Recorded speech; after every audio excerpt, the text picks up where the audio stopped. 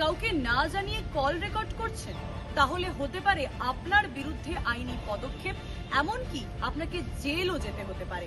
নমস্কার, কলকাতা টিভির পর্দায় আপনাদের সকলকে স্বাগত। সঙ্গে রয়েছি আমি আয়ুষী।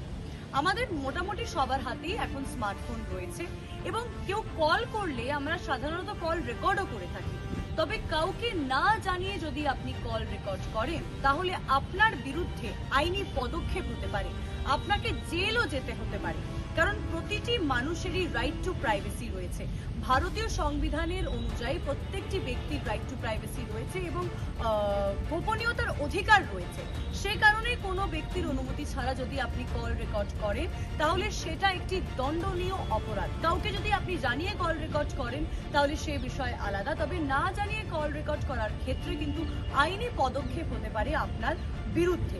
সেই রেকর্ডিং ব্যবহার করে যদি আপনি সেই ব্যক্তিকে হেনস্থা করেন, ব্ল্যাকমেল করেন, হুমকি দেন, অসৎ উদ্দেশ্যে আপনি সেই কল রেকর্ডিং ব্যবহার করেন, তবে অপরাধের মাত্রা বহু গুণ বেড়ে যায়।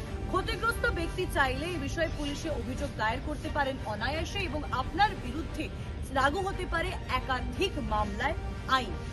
কোন আইনে কি শাস্তির বিধান? ভারতীয় ন্যায় সংবিধানের আওতায় অনুমতি ছাড়া কল রেকর্ড করার ব্যবস্থা নেওয়ার স্পষ্ট বিধান রয়েছে। গোপনীয়তা লঙ্ঘন ও মানহানির মামলা আপনার বিরুদ্ধে করতে পারেন যে ব্যক্তি রয়েছেন তিনি। বিএনএস এর 355 এবং 356 নম্বর ধারায় অধীনে অনুমতি ছাড়া কল রেকর্ড করা, মানহানি বা অপমান করার জন্য মামলা দায়ের করতে পারে যে ব্যক্তি রয়েছেন তিনি। কারাদণ্ড ও জরিমানার কথা বলতে গেলে এই অপরাধে প্রমাণিত হলে যে দোষী ব্যক্তি রয়েছে তার সর্বোচ্চ সাজা 3 বছর পর্যন্ত হতে পারে। 3 বছর পর্যন্ত কারাদণ্ড পেতে পারে সেই ব্যক্তি। তার সঙ্গে আর্থিক জরিমানাও তাকে দিতে হতে পারে।